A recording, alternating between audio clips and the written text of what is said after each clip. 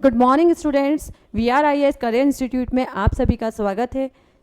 12 के pre board exams खत्म हो गए हैं। आफ्टर 15 to 20 डेज़ सभी बच्चों के जो है फाइनल एग्ज़ाम शुरू होने वाले हैं। उसके पहले कई सारे बच्चों के डाउट्स आ रहे हैं CUET एग्ज़ाम्स को लेकर कि क्या है यह एग्ज़ाम, कैसे होती है, कैसे फॉर्म के लिए अप्लाई करना है और क्या सब्जेक्ट्स पूछे जाते हैं, क्योंकि CUET के फॉर्म्स आ चुके हैं। 31 जनवरी इसकी लास्ट डेट है। तो आइए आज हम बात करते हैं CUET एग्ज़ाम्स के बारे में, ताकि हमारे सभी बच्चों के डाउट्स जो है क्लियर हो जाए। क्या होती है CUET exam? Common university entrance test UG undergraduate course, जो आफ्टर 12th के लिए होती है।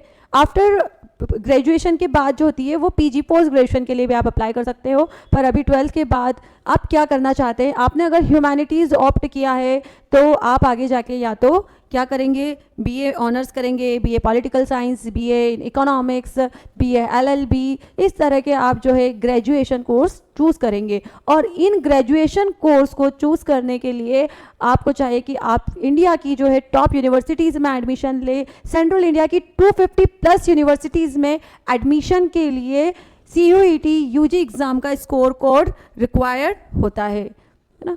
तो कैसे होती है ये एग्ज़ाम? ये एग्ज़ाम नेशनल टेस्टिंग एजेंसी द्वारा कंडक्ट कराई जाती है, जो गवर्नमेंट ऑफ इंडिया का ही एक जो है ऑटोनोमस ऑर्गेनाइजेशन है।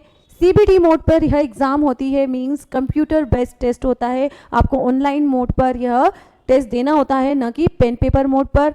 आई थिंक 12th के बच्चों ने अभी तक कोई भी एग्ज़ाम शायद ऑनलाइन मोड पर नहीं दिया होगा, पर ये ऑनलाइन मोड पर होता है। फॉर्म्स आ चुके हैं इसकी, जैसे मैंने पहले बताया 31 जनवरी लास्ट डेट है। बहुत कम समय बचा है, इसलिए बच्चे चाह रहे हैं कि हमारे सारी जो क्वेरीज है सब्जेक्ट डोमेन को चूज़ करने को लेकर वो क्लियर हो जाए। तो आज हम उसकी बात करते हैं कि कैसे ये एग्ज़ाम होती है। यह एग्ज़ाम जो है 3 सेगमेंट में होती है। First, language test. Second, domain subject.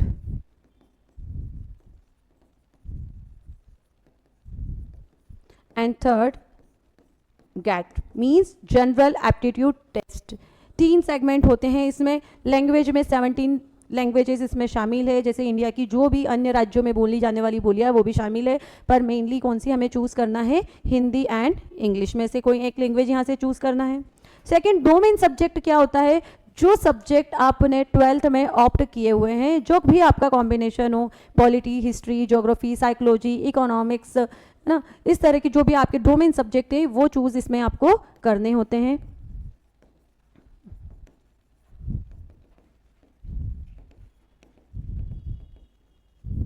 Third, general aptitude test. यहाँ पे जो है रीजनिंग, मैथ्स, इस तरह के कुछ क्वेश्चंस होते हैं, है ना। आपका जो है कंप्रहेंसिव रीडिंग और ये सब यहाँ पर होते हैं। अब कैसे यहाँ पर सब्जेक्ट के कॉम्बिनेशन चूज़ करना है, कितने सब्जेक्ट में एग्ज़ाम दे सकते हैं, ये एक डाउट आता है।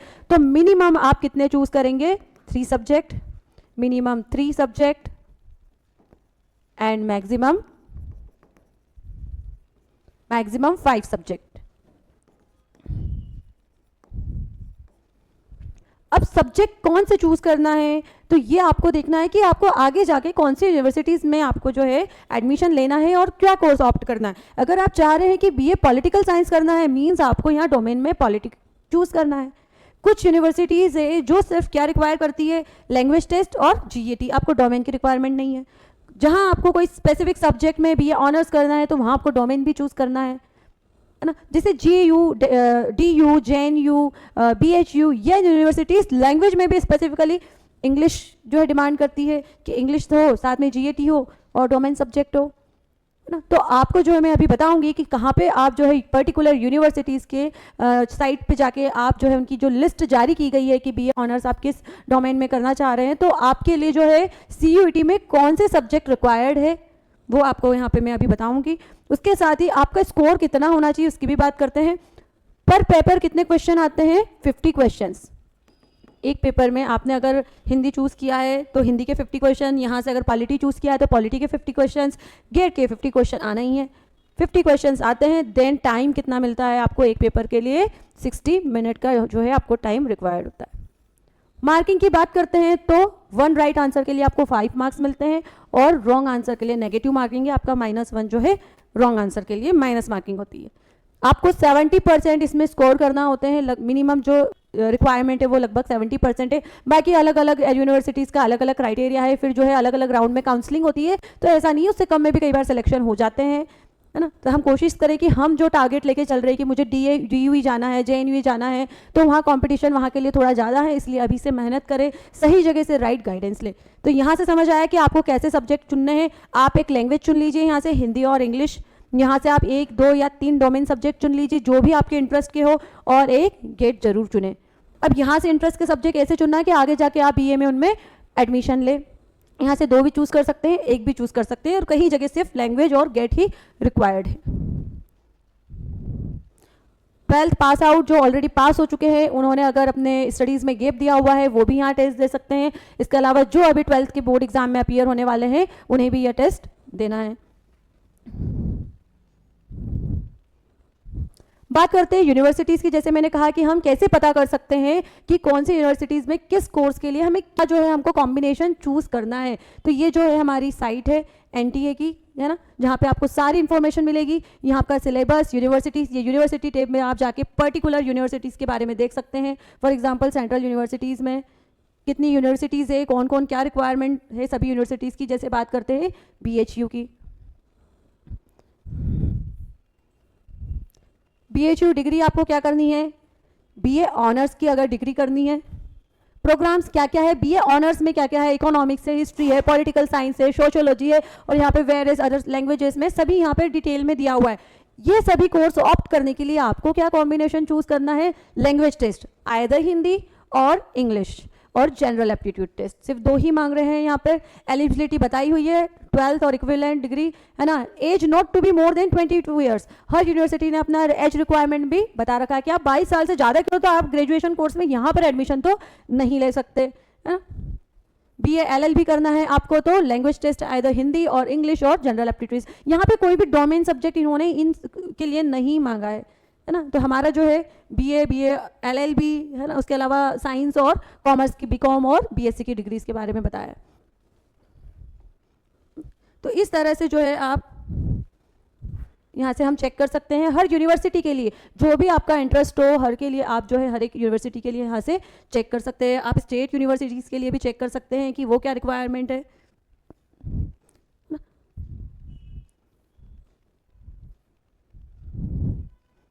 सभी यूनिवर्सिटीज़ का दे रखा है यहाँ पर।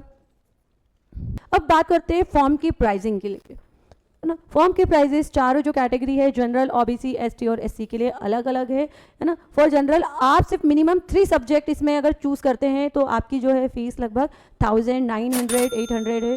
अगर आप उससे अगर एक एडिशनल सब्जेक्ट और ऐड करते हैं, मिनिमम हम 3 में दे सकते हैं, मैक्सिमम हम 5 चूज़ कर सकते हैं, तो मिनिमम 3 के लिए तो ठीक है कि 1900 800 है। अगर उसके ऊपर हम एडिशनल सब्जेक्ट चूज़ कर रहे हैं तो आपका 400 ईच सब्जेक्ट ऐड हो जाएगा, तो आप 2 ही और सब्जेक्ट चूज़ कर सकते हैं। तो अगर कोई जनरल का बच्चा है वो फॉर्म भर रहा है तो अगर वो 5 सब्जेक्ट चूज़ कर रहा है तो उसको 1800 पे करना है ना। अगर कोई तो आपका लगभग सभी कैटेगरी का जो फॉर्म है वो लगभग 1000 से 1500-1600 में हो जाएगा अगर आप 4 सब्जेक्ट यूज़ कर रहे हैं तो। और जो भी बच्चे ये एग्ज़ाम देना चाह रहे हैं वो फटाफट से इसके फॉर्म जो है फिल कर दीजिए, और कोई भी डाउट और क्वेरी होता है तो आप कमेंट कीजिए। Thank you so much.